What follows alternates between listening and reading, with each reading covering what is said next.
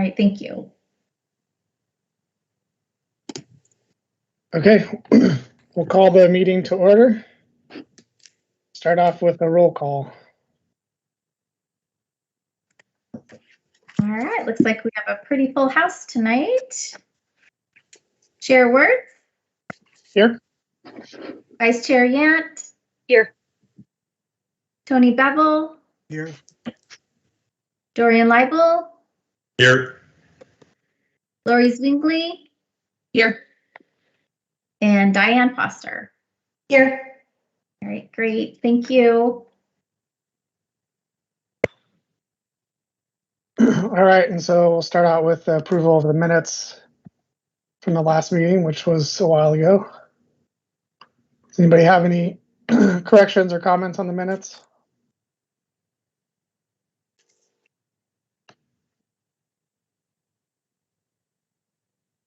Okay, if not, then we'll take a motion to approve. Someone wants to do that?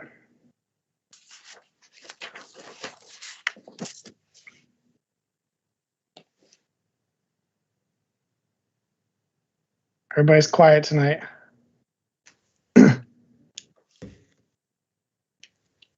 Somebody. Happily do it, but we weren't there. I wasn't there.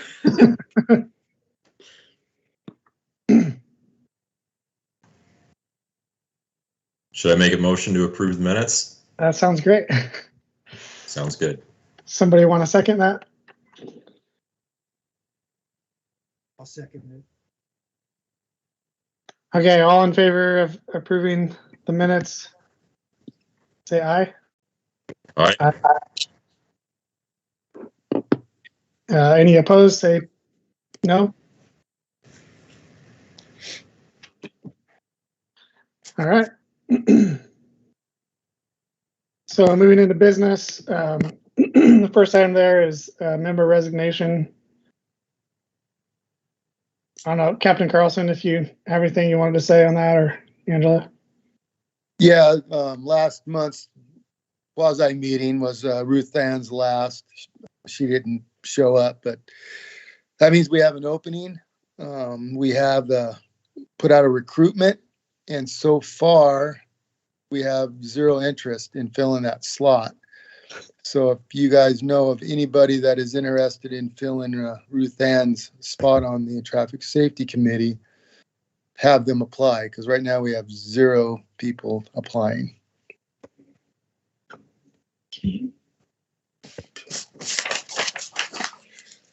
I will definitely ask around. All right. So next, the new city staff form. So that went out a couple months ago now. This form was created basically to hopefully streamline the process even more. So when the complaints come to you, we have at least some background to them. The ones that are not worthy of going to the committee, if we can handle it at a patrol level or maybe an engineering or public works level, we'll handle it that way. So again, we're not wasting time in these meetings. It's pretty self-explanatory. There's boxes at the top. Basically, we check when we get these, when we get the complaints in, if it pertains to any of those. If not, it's another. Desired solution or concern has or has not been identified previously. That'd be an example. That would be like Timbrel and Sunset. We've got a couple of those come in, so it'd be has. And then identified previously if it's on the Transportation Impact Plan, the TSP, TSC, that's us, the CIP, Capital Improvement Plan, or other. Once we get these in, we look and see if actually that intersection or that area is identified already. If so, it goes through maybe Public Works or engineering to see the timeline and all that. Decision. Pretty self-explanatory. If it's not within the scope of the TSC or the preview, no further action required. That would be like if it's going to be handled at the patrol level on a focus patrol or something of that nature, or forward it to staff for additional review or technical input. Right now we have, I think, quite a few that's been forwarded over to engineering for their review and input. And then additional thoughts, if it did get forwarded on or if it went to patrol, those comments went below. And then on the back page there, questions that TSC needs to answer. So if it does go in front of the board, is it a valid issue? Does it have merit? Should the solution be added to or prioritized to CIP? Again, if it's on the CIP and you think maybe it should be moved up instead of the 5-year plan, moved up sooner, then that's where that discussion will end or go to. And then solution requested, the most appropriate solution. Is there another option? And does the TSC support the requested solution? So basically it's just to streamline it. So when I get a complaint now, I'll look it over.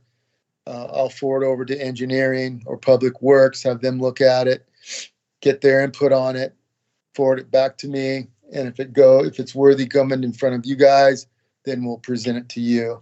Otherwise, like I said, they'll handle it at the patrol level with a focus patrol or send over to public works. An example of that was up on Elwert, where there was some trees blocking a sign. They went up there, took care of it.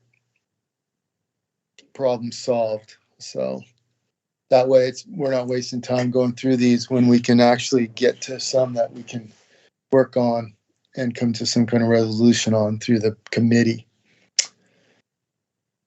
Any questions on that? The only time you'll probably see that form is if it goes through all those channels and it's recommended to come in front of the board. Otherwise, you're not going to see that form. That was going to be one question I asked, was if like it's not within the scope of the TSC, would we still see that the request came and that the staff made a decision that it wasn't within the scope of the TSC? We could put that together. Right now. We're not doing that. But we can definitely do that. Angie doesn't assign numbers unless they go in front of the board. So we can figure out a way to get those listed on a spreadsheet or something so we can show you or have it there to look at. So if something is resolved outside of the TSC, I'm assuming you guys just take care of the closing the loop with the person who brought the issue up, so that they understand where it stands. Yeah, once the branches get trimmed or the sign goes up. Another example is he went to engineering and it was decided that a no parking sign needs to go up there. So it was just handled at that level. Public Works took care of it. The complainant got notified that it warranted a no parking sign, and we're done with it. Close the loop. But we can definitely do a spreadsheet to show you the ones that we took care of behind the scenes, basically. I like it all. I think the only scenario I could see that having either that list or making sure that people still have an avenue to come to this group with their issue. I think part of the reason this group was put together was so that citizens feel like they have a voice. And if they bring an issue up and staff make a decision that results in their issue not being resolved in their minds, they may feel like they don't have the opportunity to raise an issue to this group. So I guess just making sure that people, I really like the idea of, taking care of all these things before they come to us. Just would want to make sure that, if people still don't like the resolution, that they still have an ability to bring an issue to us, whether we, take it any farther or not. Yeah, right now, I believe everyone that we've handled behind the scenes has been to their satisfaction, so. But yeah, we can definitely put that list together.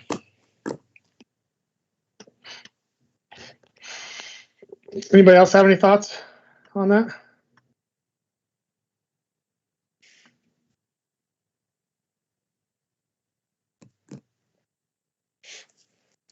All right, we're going to have some lively discussions tonight.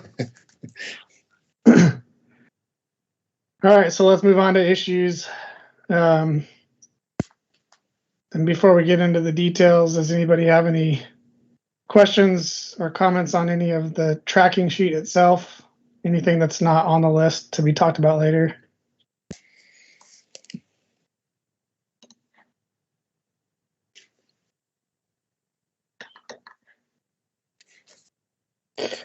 All right, well, let's move into the specifics. So we'll start with 2020-009. So that one, we were waiting on the work to be completed.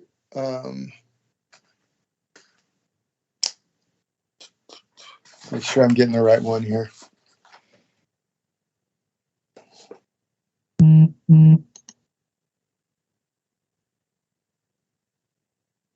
So that one was the truncated domes.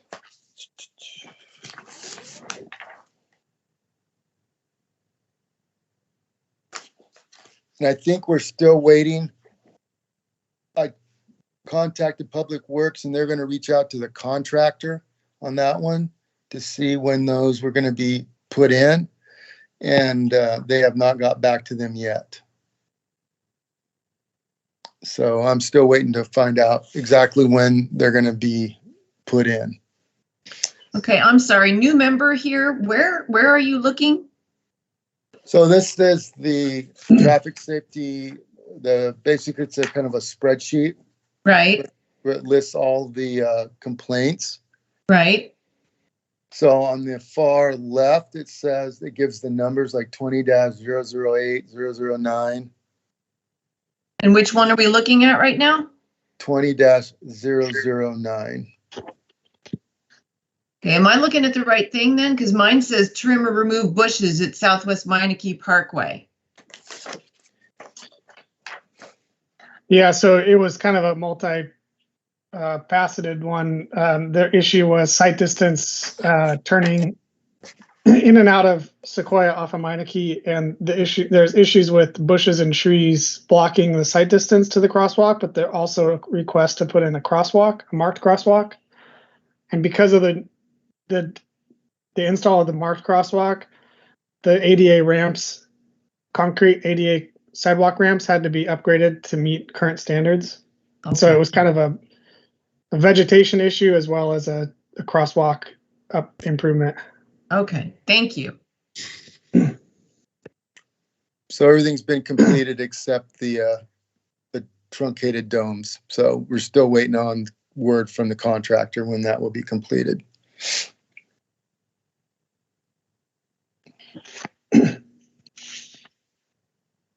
Okay.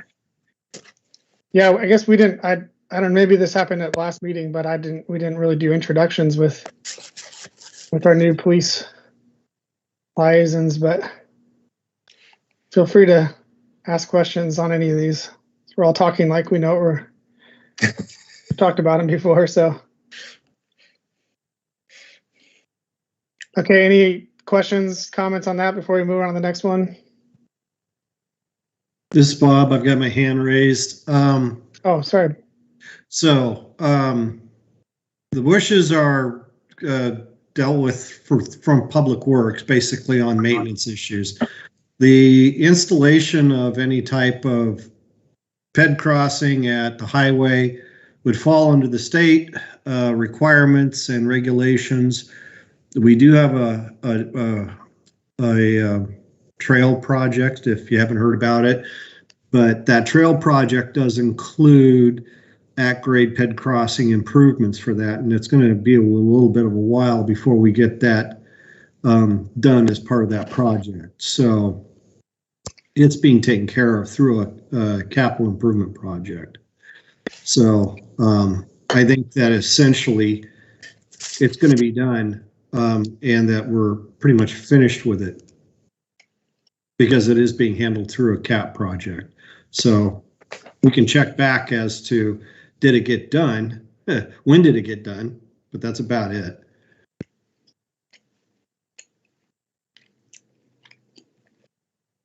So remind me where we left off with closing out items that are moved onto like a CIP list or turned into a project. Did we decide that we were going to close those out? My understanding on the one we're discussing is we're going to wait until the dome was completed. But it's up to you guys if you want to just close it out, since Bob said, it's going to take a little bit of time, but it is going to happen. So that's up to you if you want to close it out now.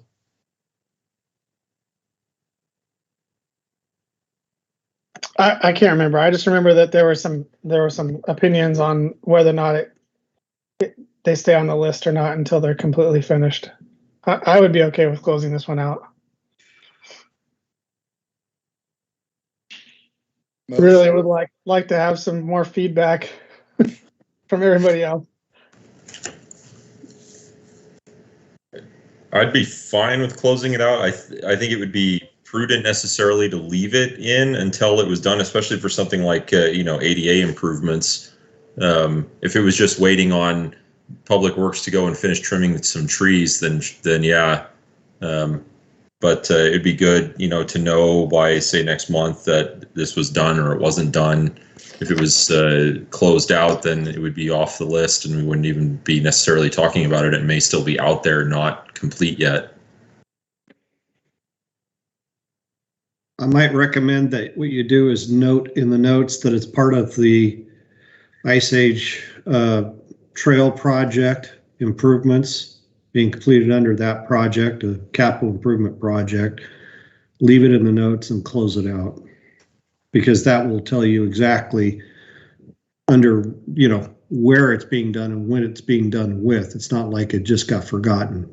It actually has a connection to a project that has been approved and is underway. And you don't need to track it after that, other than to note that it's being performed. So maybe adjust the notes and call it good. Yeah, I like that.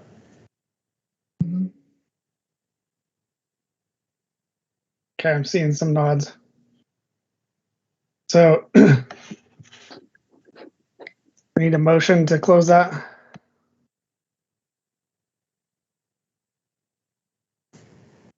I'll make a motion to close 20-009 based on its near completion and add in the notes what Bob was saying.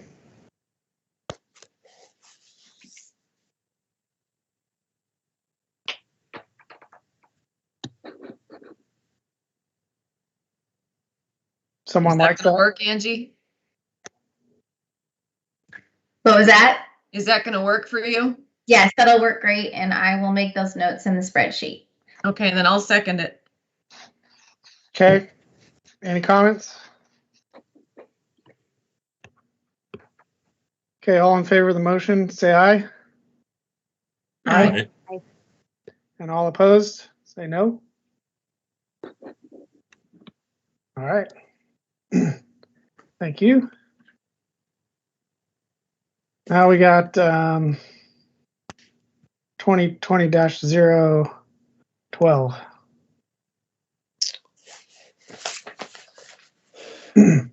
So Public Works is in the process of working on getting those lights replaced, and I have not got an update on that. I don't know if Bob has an update on that one, but I have not heard if they've replaced those lights yet or not.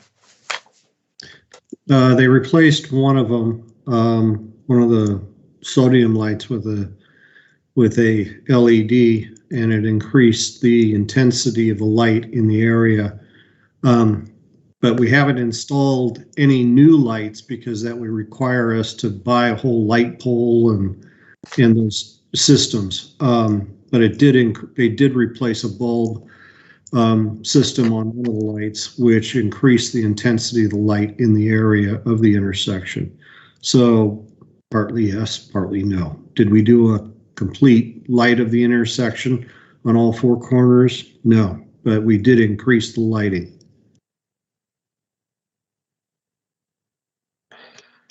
I think the last time we talked about this, where we kind of left it was that we were going to let staff evaluate the intersection with the new light that was put in and the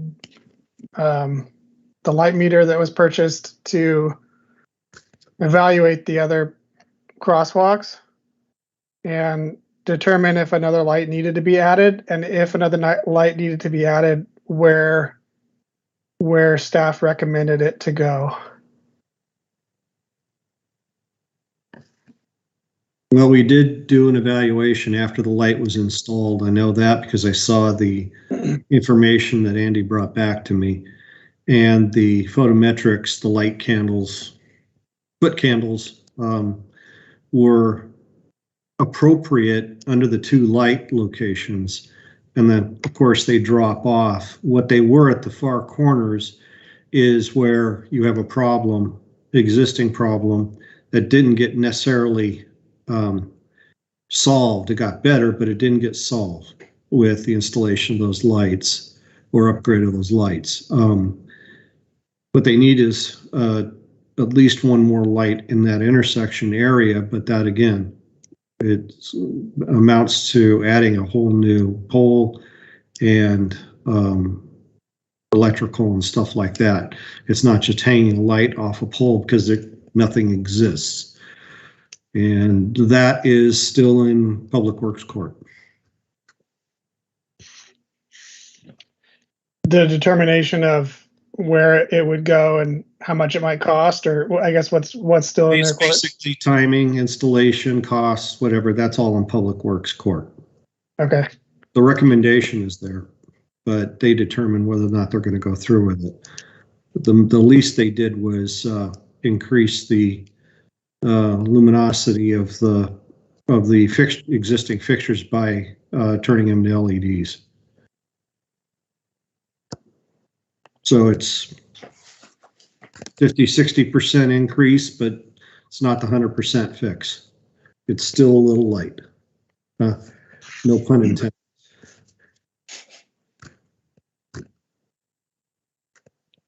So, Captain, is that something that we can, for the next meeting, maybe follow up with Public Works and see if we can get some more information? Yep, I'll follow up with them for the next meeting and see where we're at with that. Cool.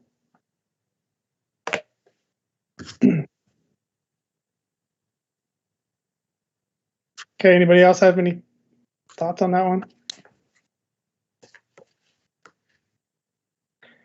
All right, we'll move to 2021-001.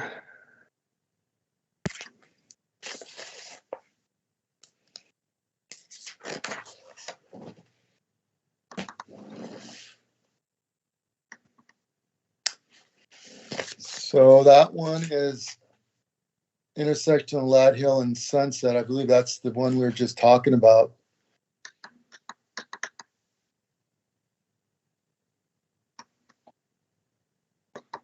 (21-001).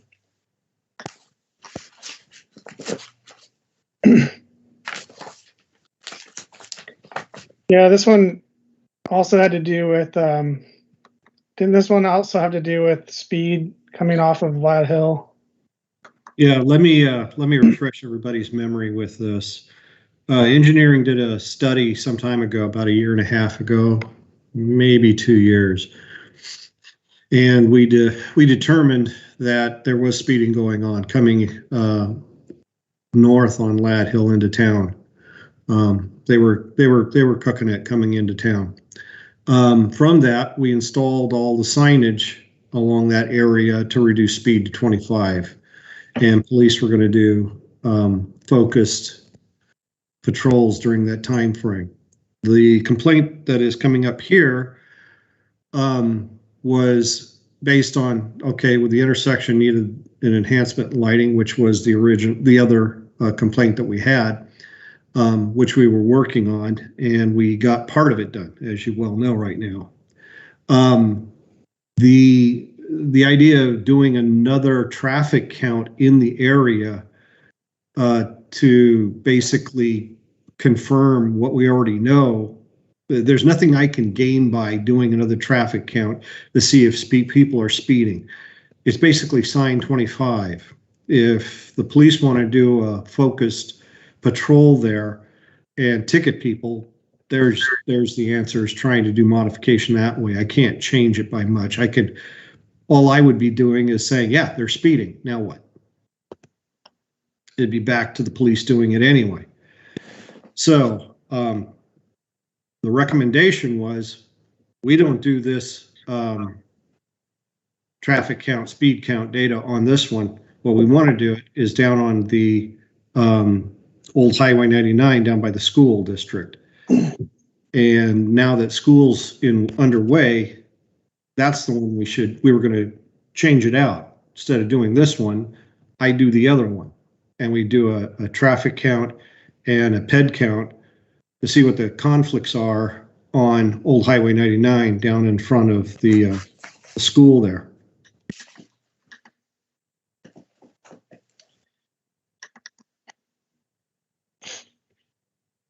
So with that, I guess, what do we want to do about the person's concern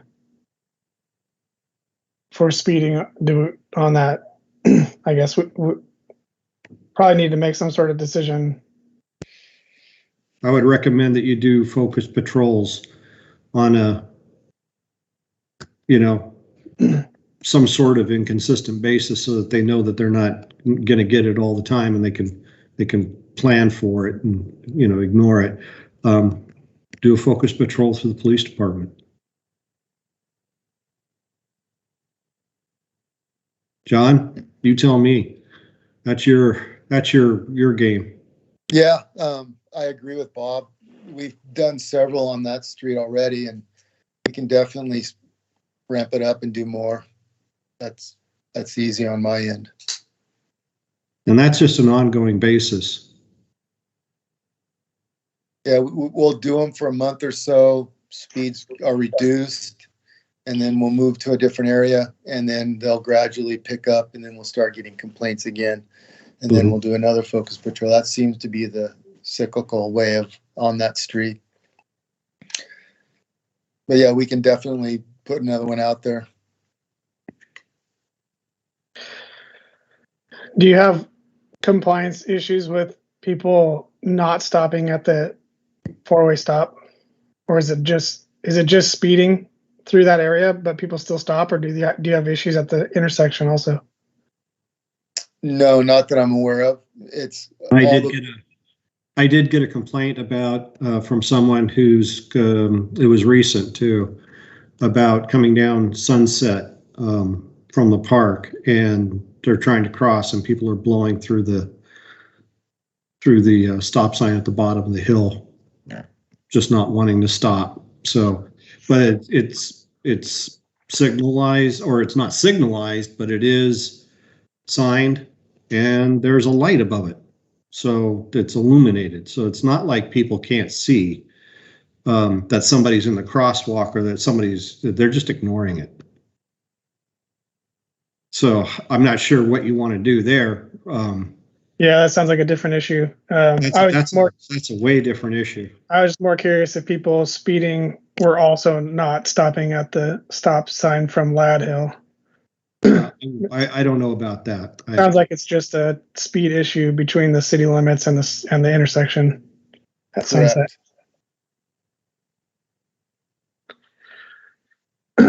Well, I would support increased patrol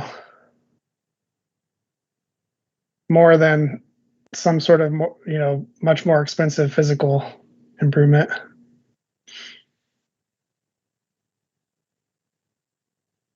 Tony, you got thoughts? Yeah, I do have a thought. A sign is a sign. It can say stop but it takes the individual to either stop or go through. So there has to be some inducement to make that person stop. You see a police car there, I think you want to stop. That's my thought.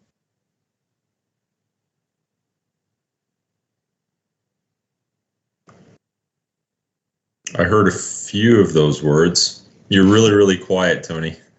Oh, I'll speak up. Oh, there you go. You want to hear it again? I don't know how many people heard. I guess you were saying something about it, the stop sign being a stop sign. Right, and people can choose to either obey the stop sign, stop there, or go through it. So you have to have some additional inducement to make that person stop. And think if there's a police car there on the corner or down the street, I think that would be a good inducement.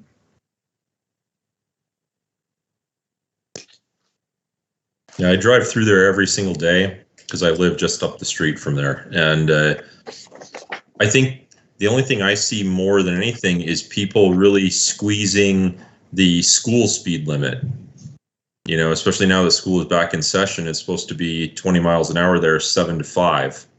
And that's the thing I see more than anything is people, you know, not going 20, but squeezing it to closer to 30. Because there's not, you know, you never see like, well, not, you don't ever, but you don't see a lot of kids there all the time. So, and it's kind of a big open road. That's where I see more non-compliance than anything near that intersection is that school zone. But typically during the school year, you have that big sign out there that, you know, shows your speed limit. So if someone's not following that, they deserve what they get. Big $300 fine. So for this issue on Lad Hill, does somebody want to make a motion on extra patrol or have any other comments before we do try to close it out? I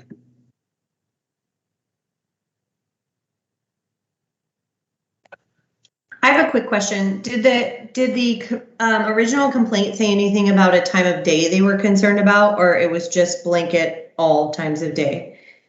Just because that, as we talked about, that is a highly, you know, trafficked area for the kids and for families. And I'm curious, like, do they have concerns during the daytime, or are there concerns more for the speed in the evening or when it's dark?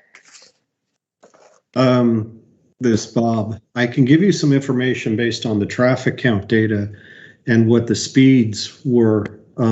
Generally, morning commute between 7 and 8, and then the afternoon commute coming back into town around 4:30 to 5:30 is when the excessive speeding was occurring. You might have the odd one in the middle of the day going out of town on Lad Hill. But generally speaking, most of the speeding coming in on Lad Hill or coming in, you know, through that area was during the morning commute hours. And a lot of that was people coming down, either coming down Sunset from Murdoch to turn left and go out and then try and pick up Highway 99 or something else. But generally speaking, it was during the commute hours. And that doesn't necessarily coincide with school commute hours. The morning does, but the afternoon is much, it's extended out and it's usually much earlier. Yeah, it seems like the morning would definitely overlap probably with that school starting, right? Yes. If it's between 7 and 8 a.m. Yes. Okay, thank you. That's helpful. I wonder how much traffic patterns have changed since they put the right in, right out only at Brookman and 99. I've had a lot of comments about that, particularly from the people who live out there, and they're not happy with it. Generally speaking, even up to now, it's been, you know, we live down there. Now we have to go north on Highway 99 to go south to go to Newburgh. They have to go clear up to Sunset to do a U-turn, or they have to go internal, taking old Highway 99 or the other one, Middleton Road, to get to Sunset and then go through the light system to get going south again towards Newburgh. And that's, it's a lot of driving, but the intent was to reduce the number of accidents. That the additional, we had a number of accidents there already, and then with the addition of 5 new subdivisions, it was going to create a real problem. So the county said, this is what you're going to do. So we did it. So we've got complaints from the residents. And just recently, I got an earful from a high school. It was not a high school, but it was due to the high school. It was a commuter who was trying to get through the Sunset to go south, came up from Murdoch from Tualatin. And so he took the back road going down, trying to figure that he can get out on Brookman. And he got down to Brookman and got shunted north, right back to where he was starting, where he was initially, and he didn't like that. So he let me know that one too. So some of this is just, it's training of the people who are commuting.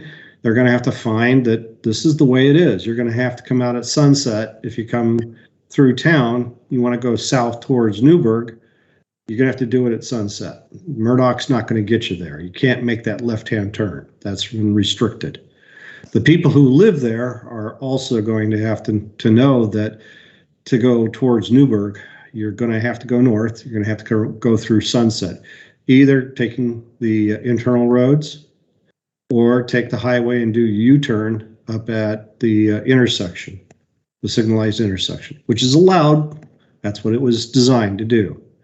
So we've had those discussions. I've had those discussions with several people. Are they happy? No. That's the way it is. Thanks for that. That's interesting. All right. Someone wants to make a motion to increase patrol and close that one out?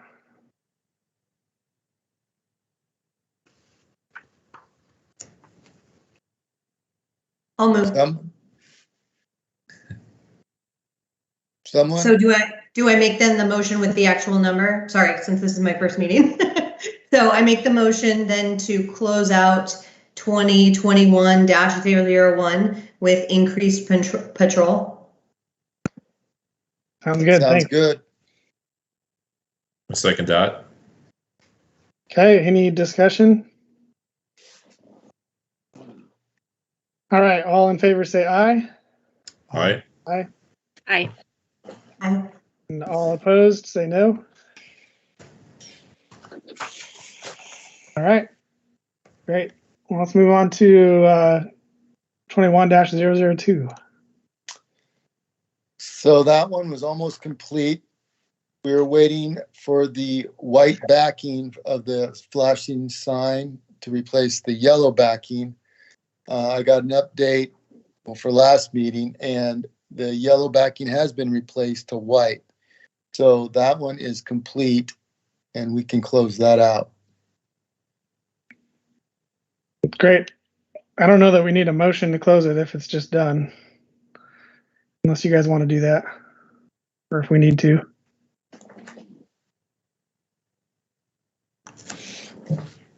We can just close it out. Sounds good. Thank you. Okay, 21-004. Stop sign and speed bumps at Crooked River. And I believe Bob is going to have an update on that one, it looks like.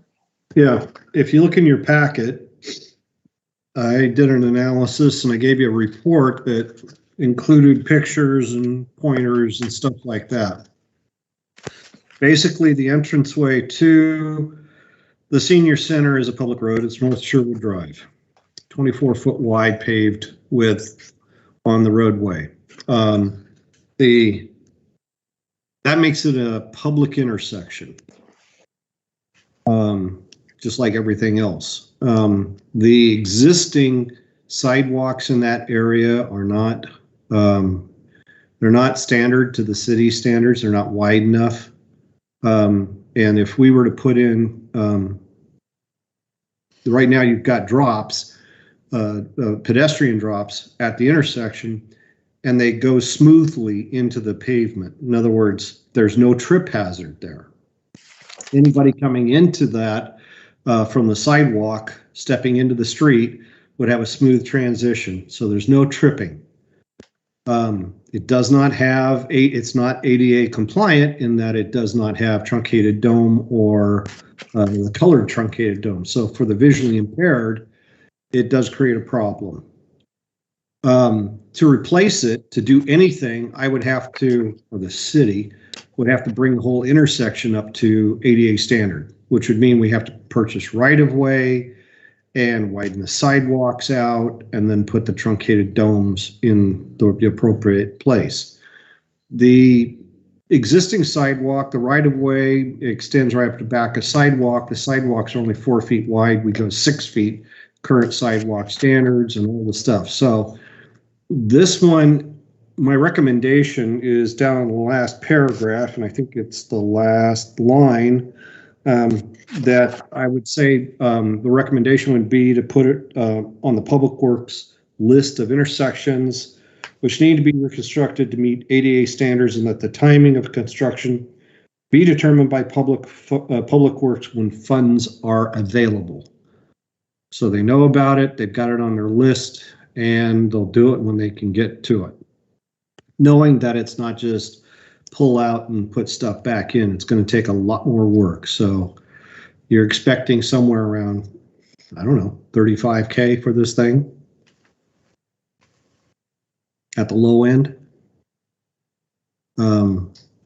Purchasing right-of-way, the cost of the right-of-way is part of it. Getting all the evaluations done is another part. It gets expensive pretty quickly. So that would be my recommendation.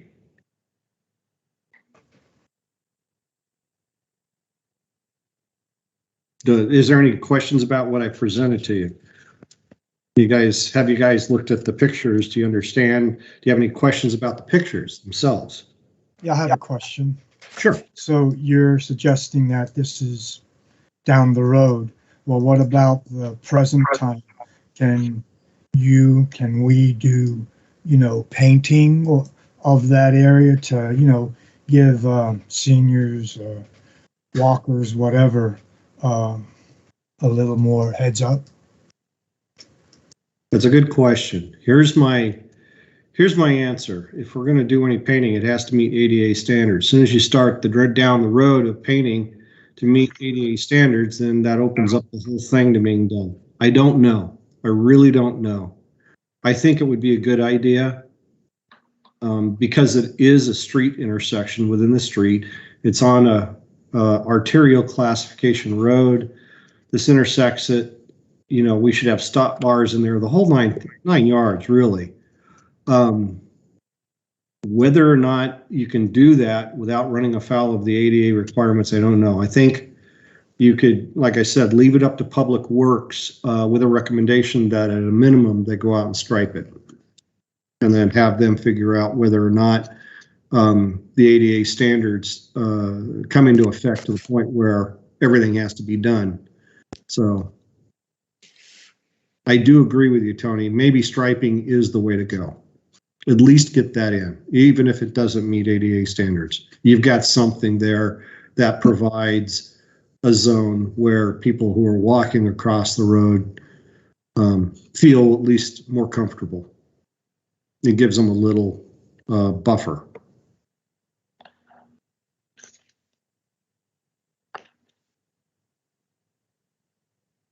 I don't really have any questions. I think it all makes sense. I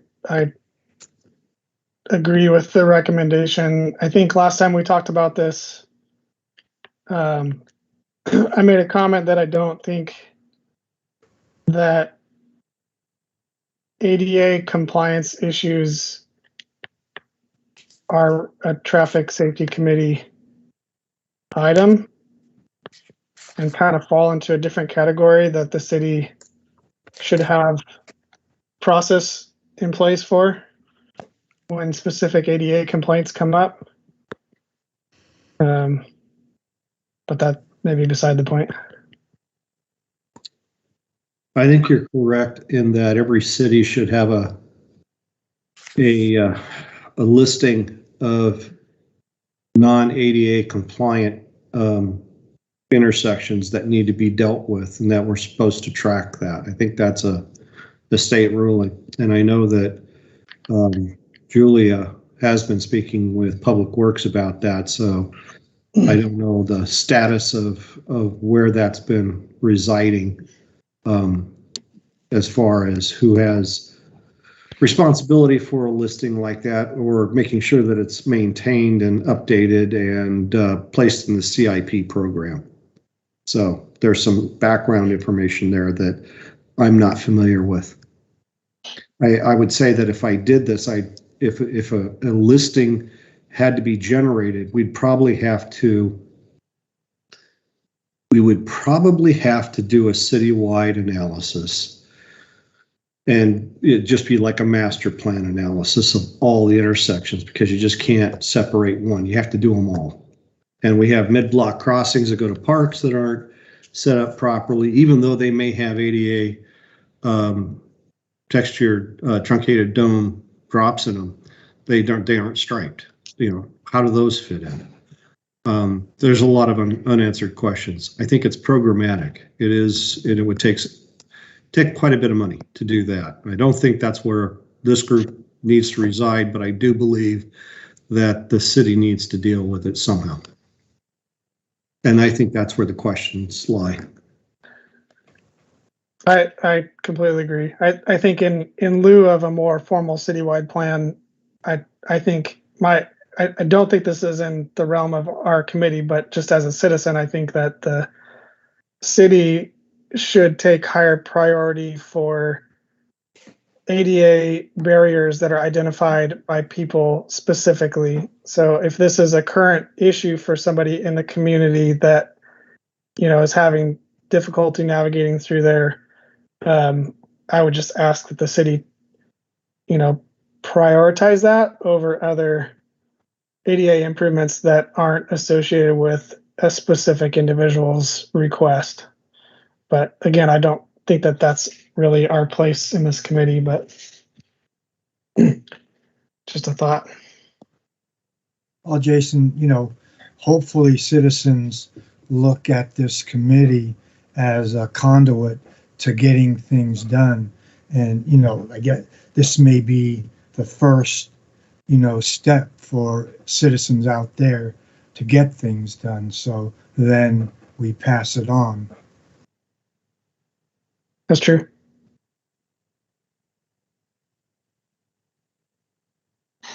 Just a comment. All right. Well, there's a recommendation in there from the city. Do we want to make a motion to go with that?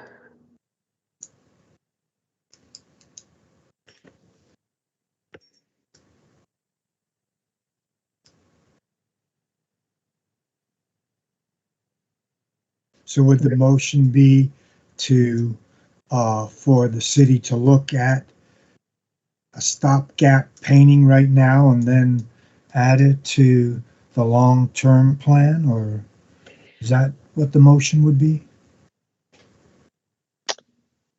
It could be, if that's what you want it to be. The recommendation was just to place this intersection on the Public Works list of intersections which need to be reconstructed to meet ADA standards. But if you wanted to add some other element to it, you can.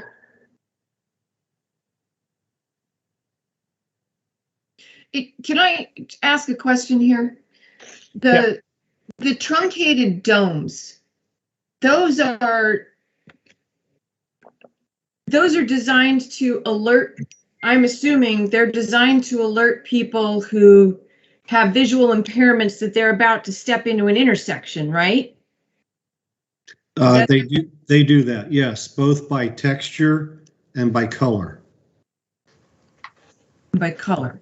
If you look Okay. at them, Contrast. the city, it's a contrasting color. The city's adopted a yellow truncated dome configuration because it gives the highest contrasting color.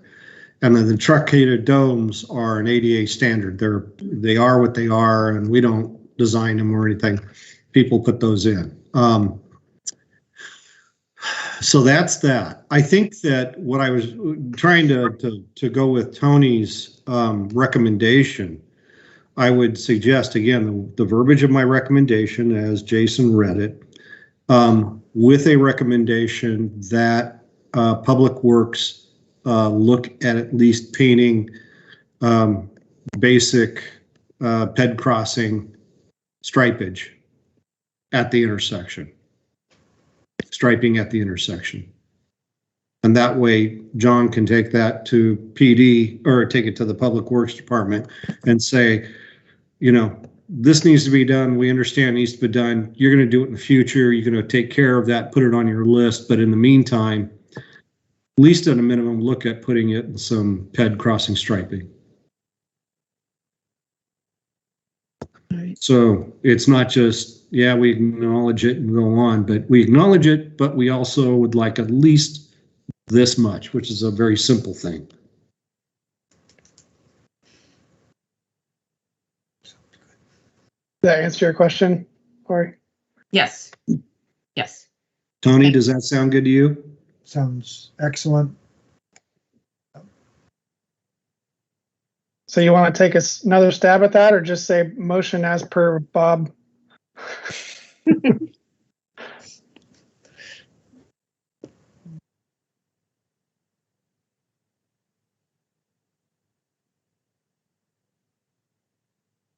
I'll make the motion that the city look at making immediate or short-term painting and then put it on the long-term planning.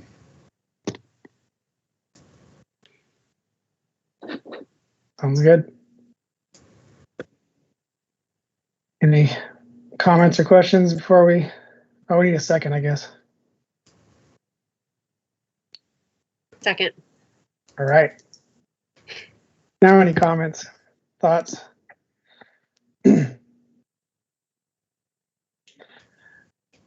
Okay, all in favor of the motion, say aye.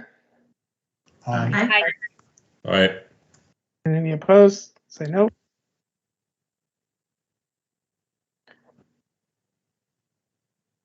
So I guess we didn't really clarify, but does that close that one since it's putting it on a long-term list, or we want to keep that pending until we have some resolution on whether striping would happen? Tony, did you have a preference for how that was? Well, it would be pending in my eyes.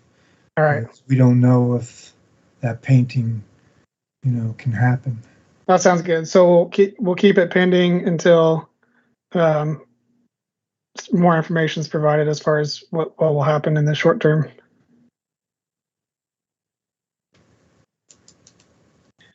All right, I think we are on 21-005.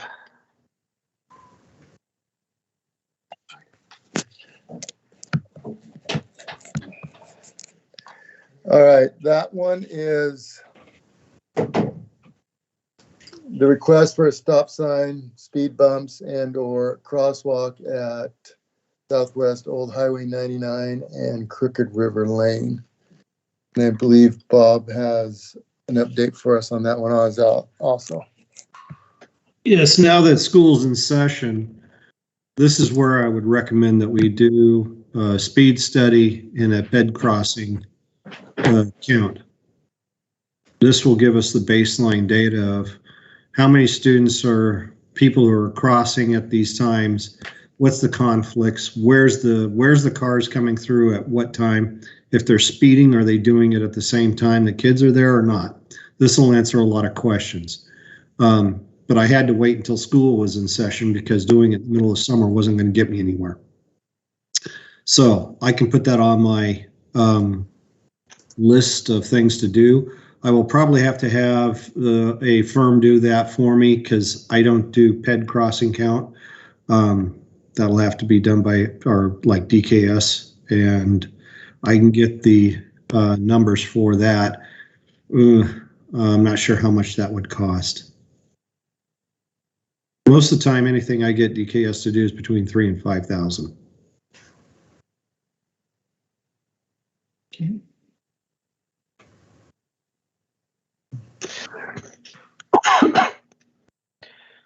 Okay, I think that's in line with what our last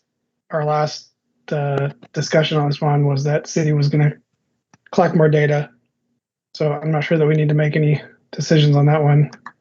Well, I think if you just recommend that or approve that I go ahead and make contact with DKS and are willing to expend the funds out of the budget for that, give me $5,000 to work with, and I'll see what I can get done.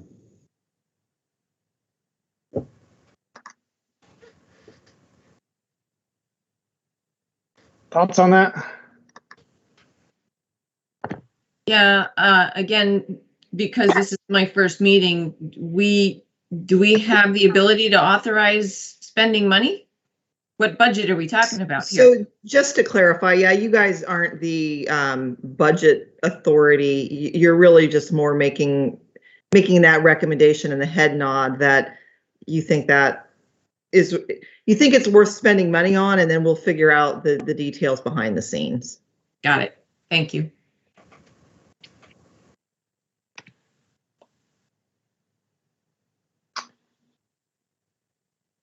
I support it. I would suggest that you, I guess, look around a company like Quality Counts, or all traffic data might be less expensive than traffic engineering firm, just for the counts themselves, unless you're thinking that they're going to do analysis of it as well. I would suspect that I would have them do the analysis as well, as I'm not qualified with all the PED count data, how that gets worked into stuff. I'm pretty conversant with traffic, but not with the PED count data and how that gets looked at. So that's why I'm going with them.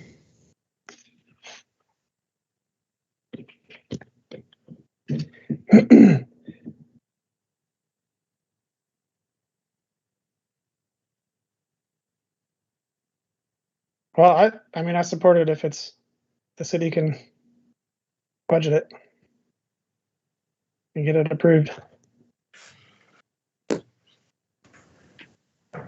So there are more than one companies that offer this service, this headcount service?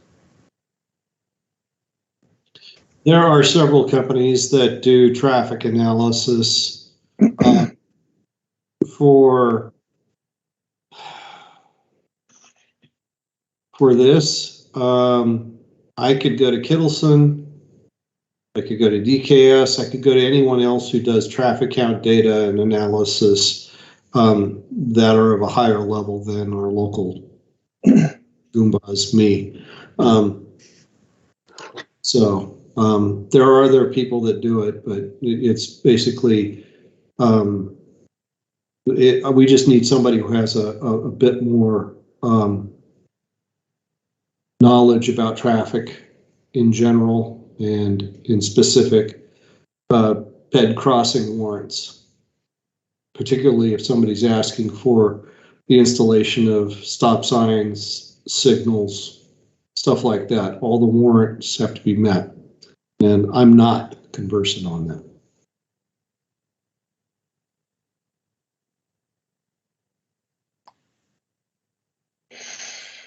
All right, any other discussion? Someone will make a motion?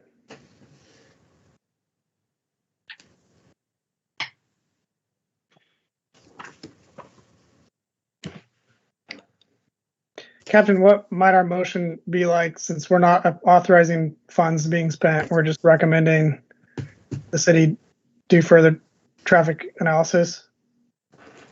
That sounds right. Good at that? Yeah. And then they can work out the funding.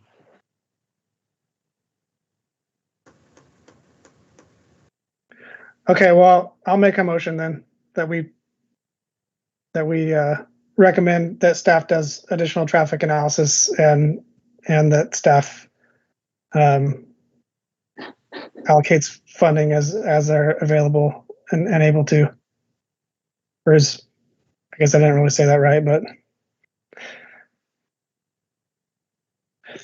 let me restate that. Okay, the motion is that staff does additional traffic analysis pending funding availability. I'll second. Okay, any discussion?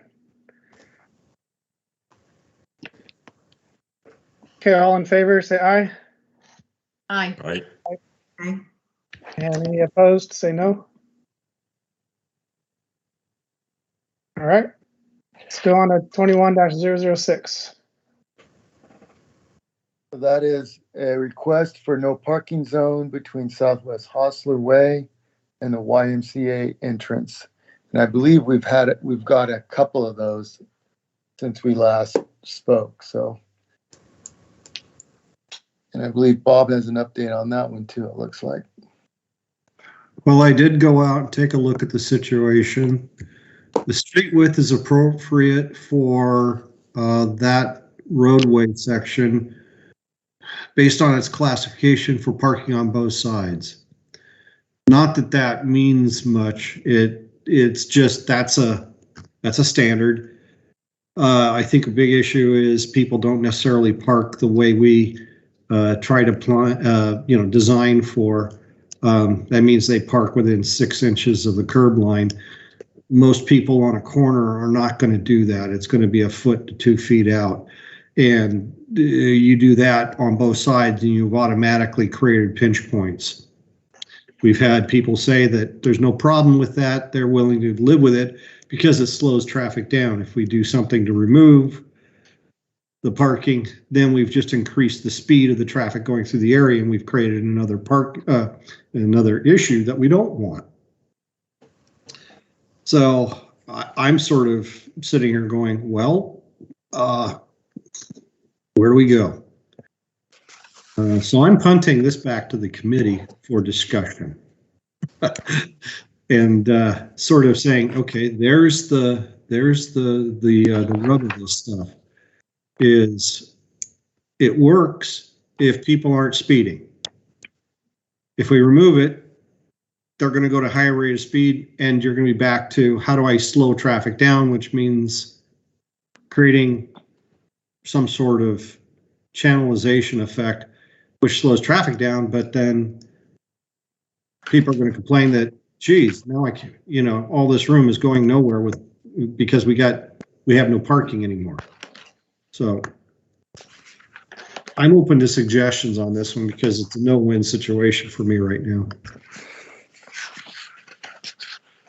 I have a quick question. Is that area then between the YMCA where there's the path to the condos that are there? Isn't that why that area kind of gets more of that parking traffic? It's west of the YMCA, yes.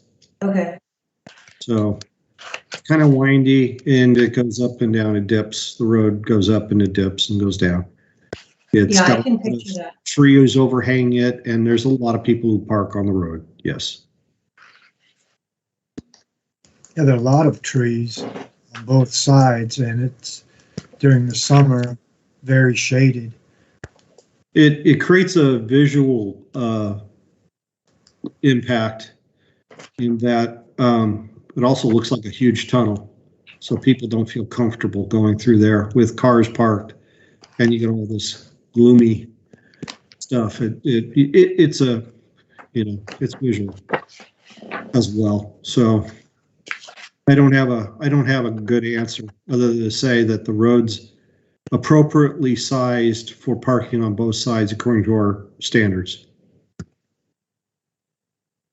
Do you have any data on any accidents or any, have any pedestrians ever been hit as a result of this? Basically, is the road safe as it stands? I think, John, that I spoke to you about that and you told me that no, didn't have anything.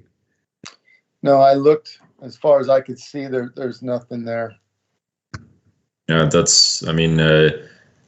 I'm kind of with you, Bob, as far as things go. If the street is wide enough and there's parking on both sides, and that's keeping people going slower and being more careful, and they're just, a few people are complaining that they're a little uncomfortable with it, but there haven't been any accidents, there haven't been anybody hit there.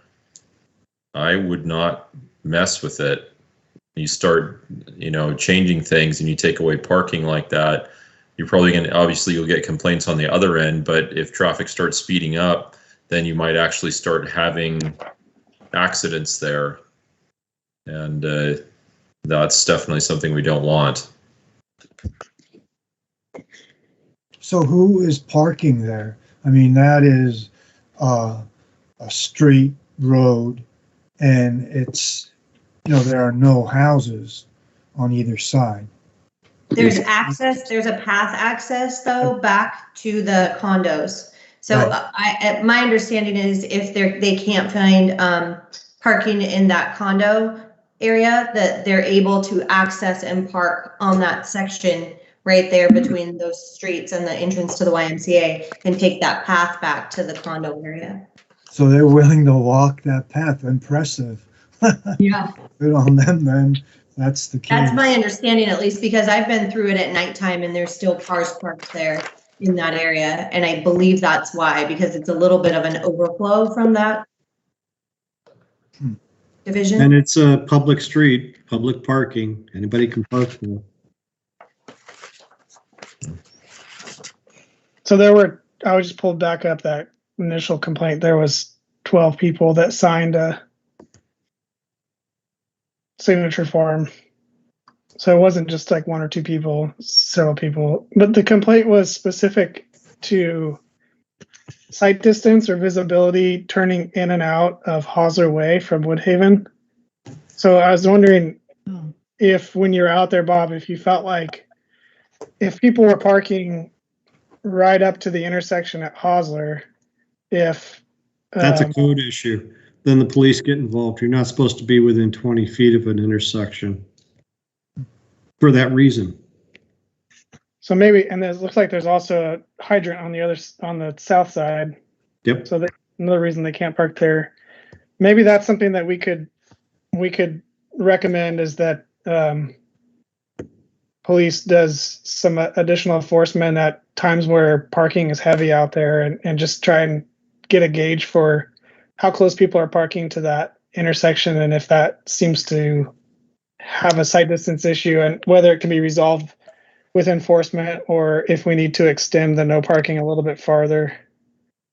I think that, well, since there are no parking signs installed along that segment, what we could do, and I'm not sure because I'm going to be speaking for Public Works, is we take that distance from the intersection and we paint the curb line yellow, which prevents people from parking, at least in that zone.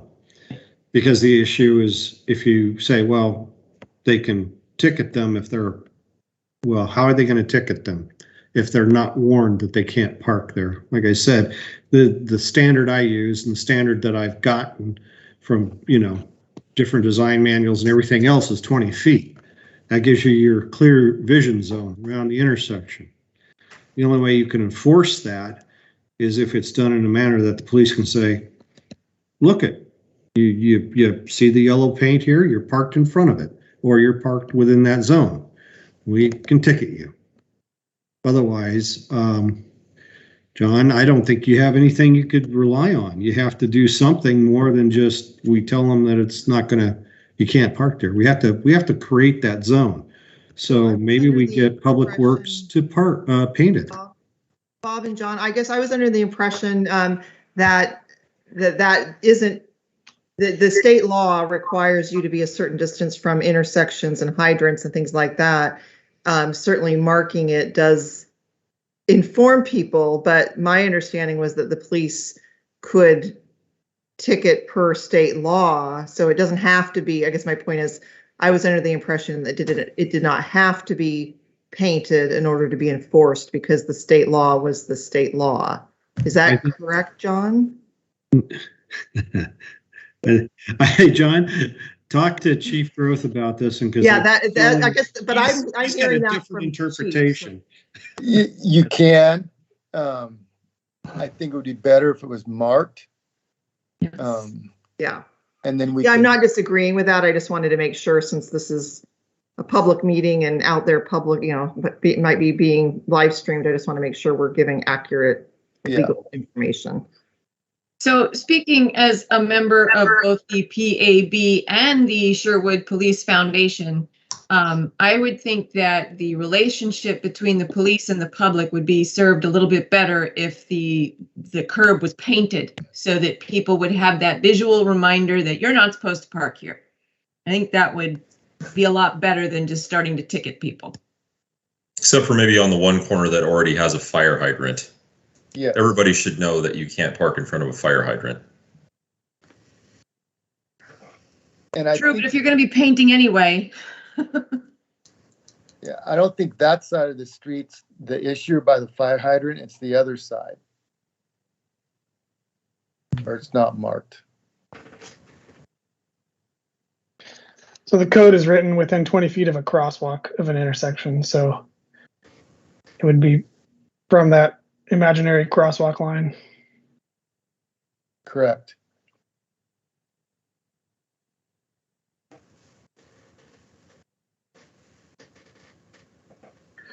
So I guess the question is, do we want to recommend that we go straight to painting, followed up with enforcement, or do we want to try the enforcement thing first to see if people are parking that close? Anyways, it sounds like from people's complaints they are, but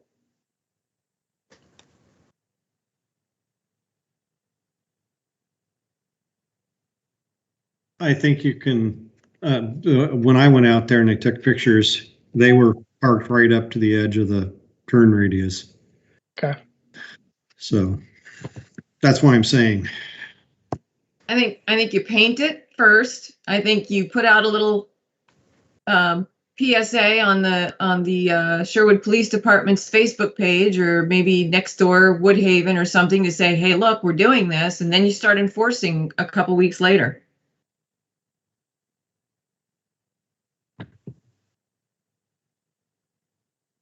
Honestly, I think if it did get painted, most people would not park there after that.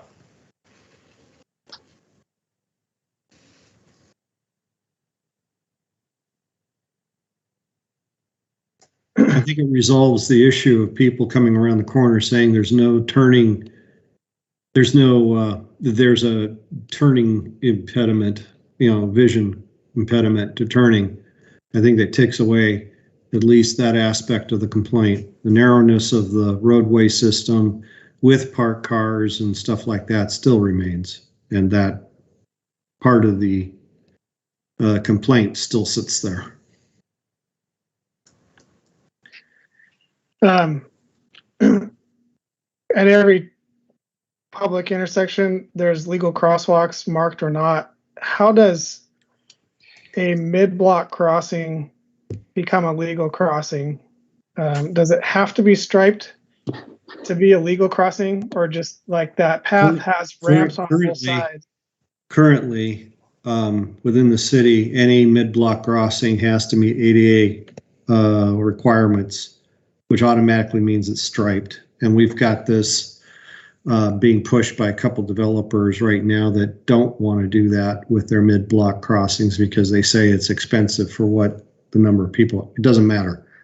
In the city here, I'm going to match ADA and says mid-block crossings, and this is the same thing with Washington County, and this is their standard. And Portland does it too. Mid-block crossings where you've got a pedestrian drop, you make it ADA accessible, it has to be striped. And you go across the street. So where I was going with that is, I wonder if the same rule would apply to the pedestrian path crossing, halfway between Hosler and the YMCA, and if the 20 feet rule would apply there as well. I would suspect that if it has a pedestrian drop involved with it, if there's a pedestrian drop at the pathway crossing, not just the fact that the pathway comes out to the sidewalk at that point, but there's actual a ped drop, then it should be striped. And we could enforce by painting the curb line around it such that we have a clear zone. Well, there is a drop there, whether it was intended to be a pedestrian drop or a vehicular drop. Can't really tell, but I would suggest that that is a crossing. I would support both the mid block and at the intersection at Hosler, the painting of the curb and enforcement of the 20-foot rule.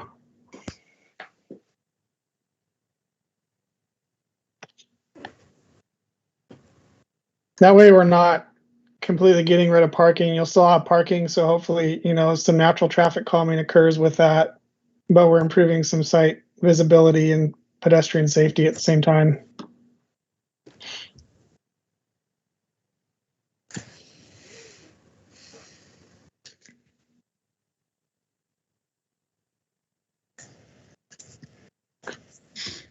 Thoughts? What do you guys think? Is that mid-block crossing for the pedestrian path, as far as bringing it ADA or painting the curbs, is that a place where you would actually paint the curbs? Or because it's not really an intersection per se, it's just a crossing there. So up at Hosler, I understand obviously you would want to paint the curbs, and I totally support that. I'm wondering, is that a place to paint the curbs where the pedestrian crossing is, mid-block there? It's a good question.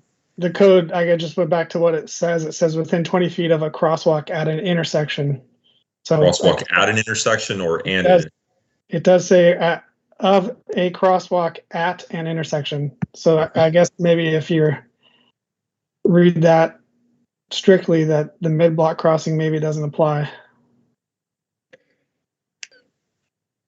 I don't know. Maybe we can recommend it and request that the police department take a closer look at the regulations. So are we forgetting? So are we forgetting about the path, the bike path,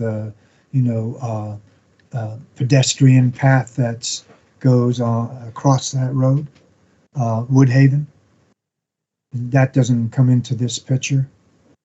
That's what I was talking about. Is that pedestrian path crossing Woodhaven, halfway between Hosler and the YMCA?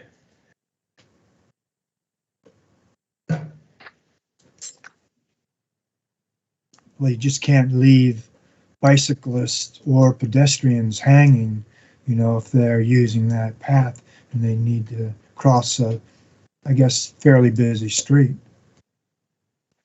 Let me look at this, Bob. Let me look at that, and I can come back to you and give you a recommendation at the next one. I think that it's an older crossing, so retrofitting it, I'm going to check that out. I just know that all the current ones that we have going in, I'm forcing them to stripe everything and do everything appropriately. But let me look at that one, and I'll get back to you. So for now, should we recommend that they stripe the curbs near the intersection per the Oregon statutes and enforce?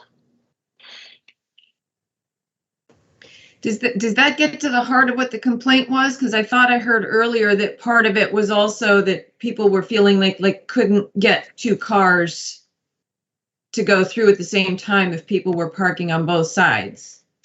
Because if that's also part of the issue and they're parking too far out from the curbs, can we enforce the parking and make sure that they're parking close enough to the curbs? Yeah, that's a violation too by state law. They have to park within at least 6 inches of the curb, so we can enforce that too. There's not much I can do structurally to change that. The roadway is adequate width. Yeah, so I would suggest doing both. Stripe the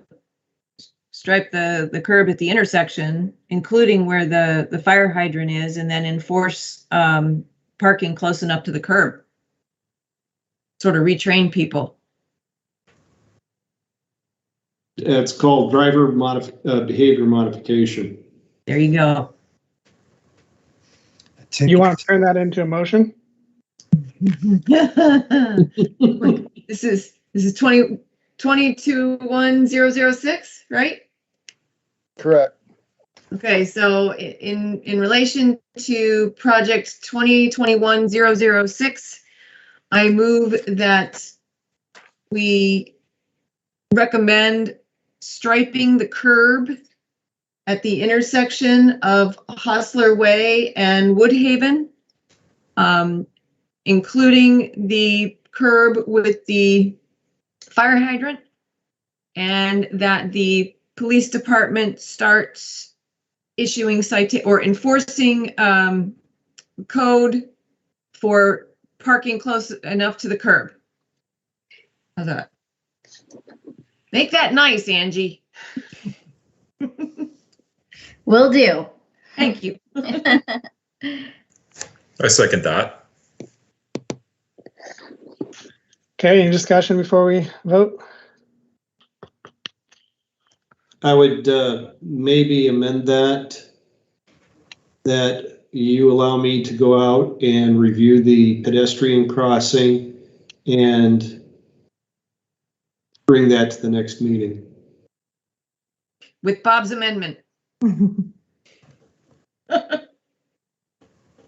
Agreed.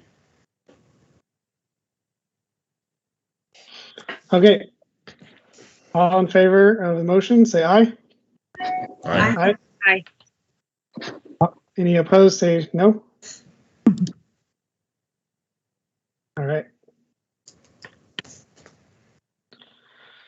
All right, last one for the night, 2021-007. So this is a new one. Yeah, and I'll introduce this one. For the new folks, I'm Julia Hyduk. I'm the Community Development Director at the city. And Division Street, before it was repaved by the city, had a speed bump. And when the repavement project was done, they just basically put back one, but bumps are not allowed. And so they put back a speed hump. Right, Bob, or a cushion, a speed cushion.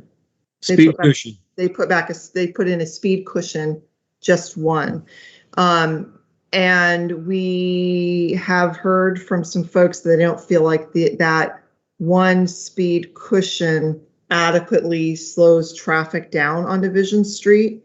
And so there was a request to have you guys look at it and discuss it in greater detail. And so I provided with sort of three options that we want to get your feedback on. One is just the speed cushion was constructed in accordance with our details, and that was included in your packet.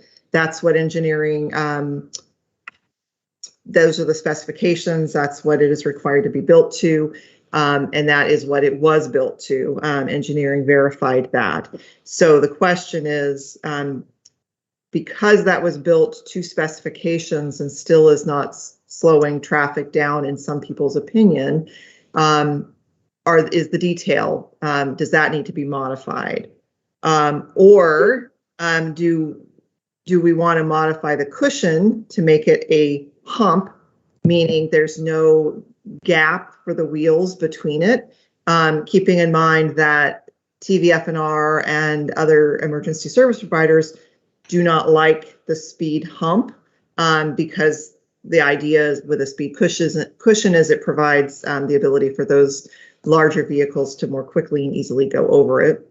The other option that we identified as generally, if you were to do a new project with speed cushions, you would do multiple. We replaced 1 for 1, and so the question is, well, maybe if we replace 1 for 2 or 3, it might have a better effect at slowing traffic down. And then the final thing to keep in mind is that we haven't done any traffic counts, so we don't know if there is actually a speed problem in that area. And so we want to get your feedback. Again, we have received complaints, and there is a desire to address it, to make it more effective.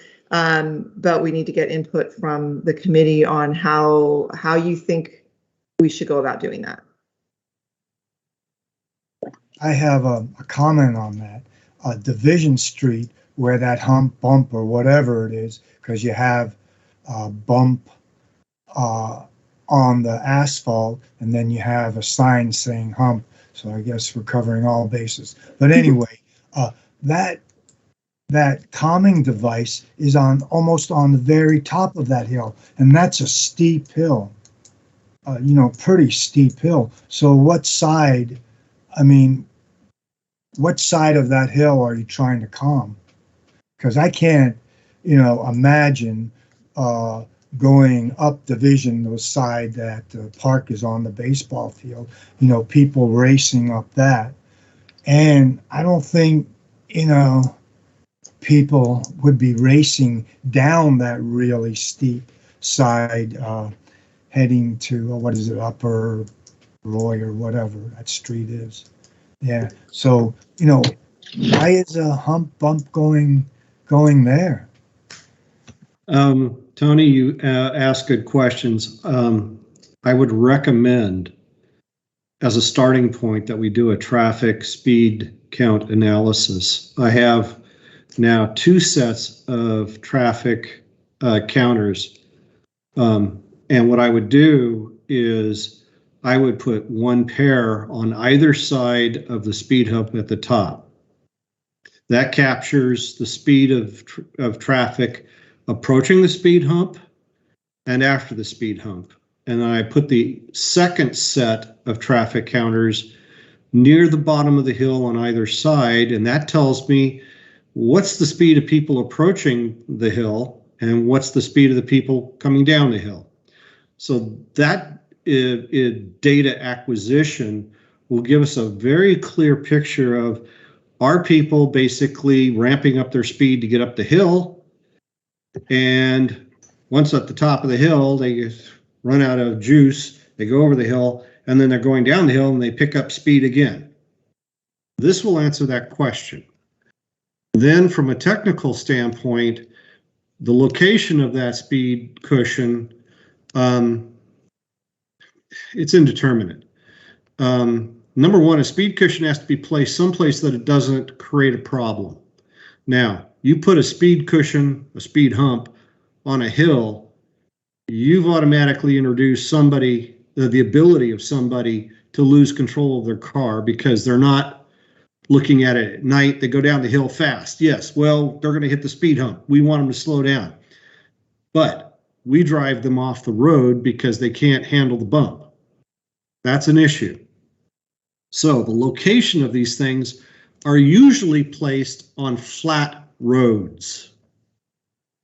This is where you've got a long extent and you put them in pairs, and between these things, people slow down, they go over it, they start to pick up speed, and then they have to slow down again.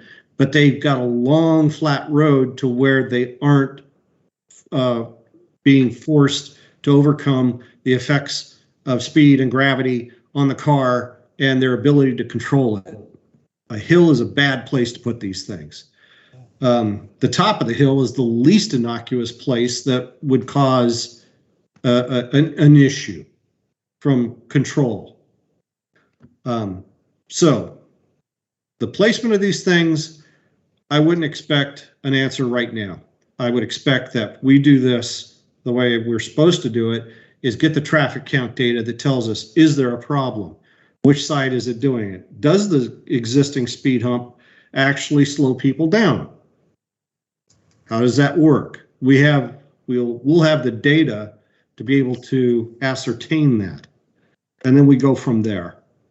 I don't think we make any changes to the cushion design, because if you want to change this cushion, the height of this cushion, because you don't think it bumps people enough, then I'm going to have to go back to DKS and do a very in-depth scientific study, because this is a national standard where they took various cars, spring compressions, weight of cars, what's the reaction timing? How does this all work? You want a scientific study done on that? We can do it. It'll cost you money. But the IT standard is the standard that's used throughout the nation. Everybody does it, even Portland. And I've got their standard too. So we've done nothing unusual with that. If you want to go to a speed hump that is not a speed cushion, then you're dealing with police and fire. And that answer doesn't have to be done now. I would recommend right now that we stick with, I get the data for this, and I present you with the facts of the data of how cars are currently traveling on Division Street with the existing speed cushion in place. Then we can go and make our discussions and go from there.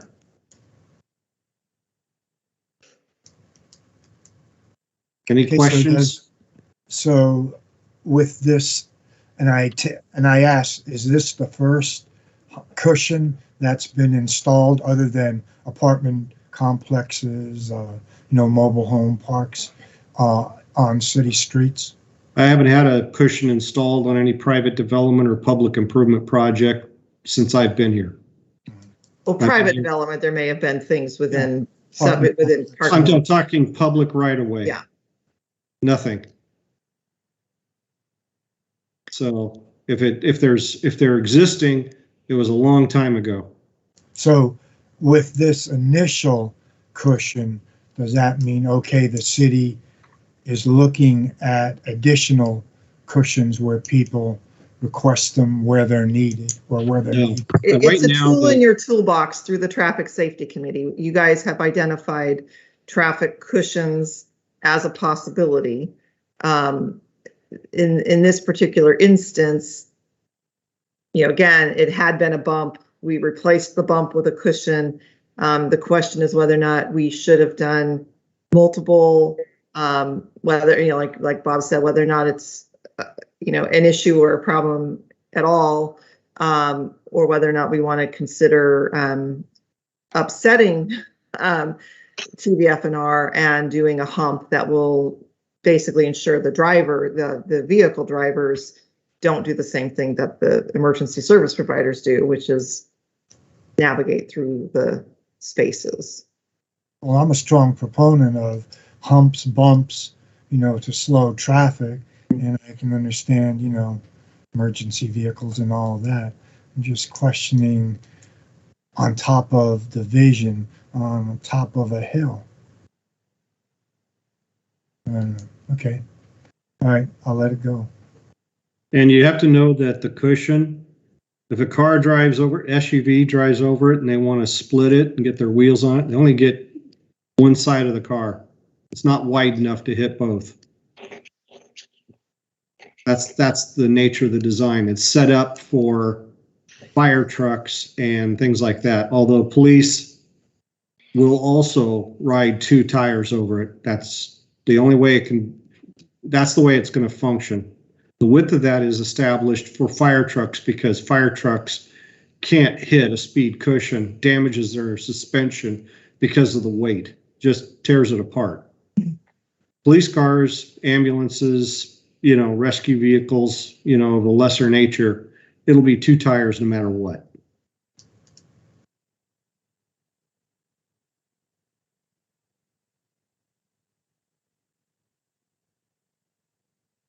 I like the idea of the study.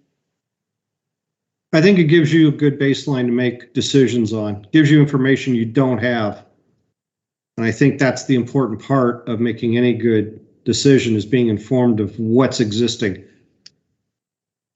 Now, you said you had 2 of these machines, so does that mean, I have 4 of them. okay, so you're doing it in-house, there's no extra cost to doing that other than your manpower? Just my manpower, and I can do that. That's easy. Like I said, doing the traffic count speed study for vehicles, we can do that. Not a problem. It's pedestrian counts, different animal. Right, okay. Yeah, I like that.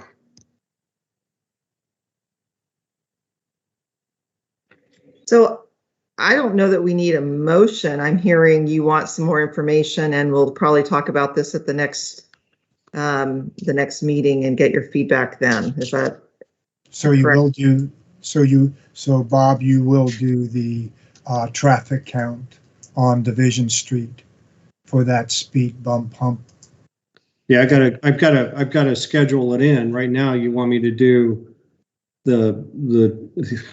I've got to schedule it in. There's a lot of projects going on right now. I'll do it either such that we can get it done in October, or I'll get back to you in November. I don't want to do it during a holiday cycle, so it'll either be late October, but well before Halloween, or early November, definitely before Thanksgiving. I want school in session. I want people at work. I want regular traffic schedules. And I'm happy with that. Yeah. Makes sense. All right. Okay. Sounds good. All right. Well, that concludes the issues and complaints section, new business. So all that's left is committee comments next. Does anybody have anything specific they wanted to bring up or discuss, or Lori or Diane, do you guys want to introduce yourselves, or I don't know. You don't have to, but if there was something you wanted to say, this is the time for that. I'll introduce myself. Yeah. Sorry, we did not introduce ourselves at the last meeting since it didn't officially kick off. We showed our faces, but then we're dismissed. So I'm Diane, and I sit on the Police Advisory Board, and I've sat on the board actually since its inception. When was that, Lori? 2000, let's say 14-ish. Do you think? Sure. I made Okay. a job change during then, so that I'm using that as my timeline. So Lori and I have both sat on the board. We're original members on the board. So we have been a part also of a lot of things on the board, but also the idea and implementation of the traffic safety subcommittee. As there was a lot of conversations about how to take in these different complaints and notices and help the city out, and also help make sure that the community voices were heard.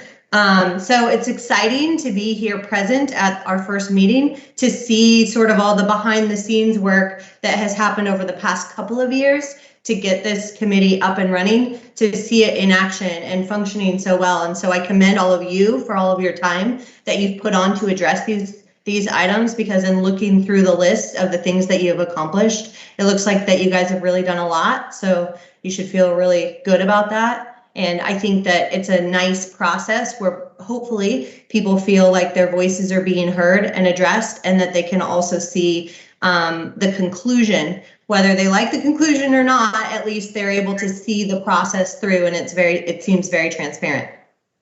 Yep. So sorry, quick personal, and I've lived in Sherwood for 16, 17 years. I kind of live up by Middleton and have 3 teenagers, high schoolers in my household right now. So busy times. Yeah, that's me. Great. Thanks. Welcome. Well, I can't top much of that. I'm Lori Zwingli. She already said everything that I would have said about the PAB. As I mentioned earlier, I'm also a member of the Sherwood Police Foundation. I have been here in Sherwood since 2005. I also have 3 kids, but 2 of mine have flown the nest. So I have one left in high school. He's a junior.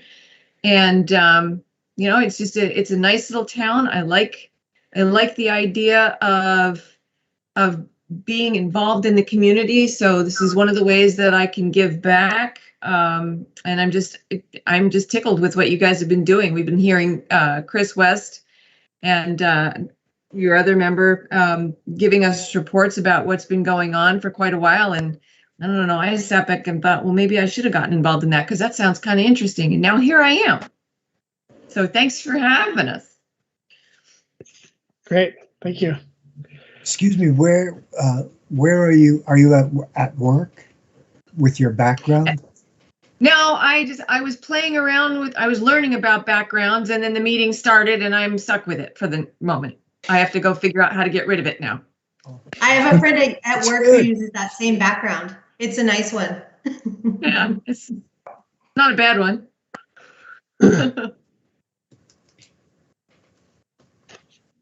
Anybody else have any committee comments? I had a double take on Bob's background. I thought he was in a coffee shop. I saw the person in the background wasn't moving, so I realized it wasn't. I gotta have my coffee. Yeah, I like that. That's a good background. Mhm. All right, we'll move on to citizen comment. Do we have any? No, we don't have any citizen comments this time.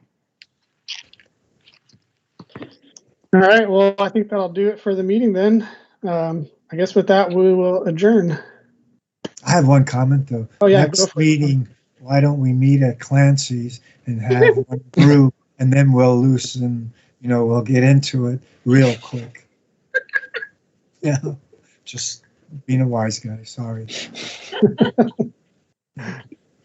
Not a bad idea though. Yeah. All right. All right, well, thanks everybody. We'll close the meeting. Okay, thanks all. Have a good evening. Thank you.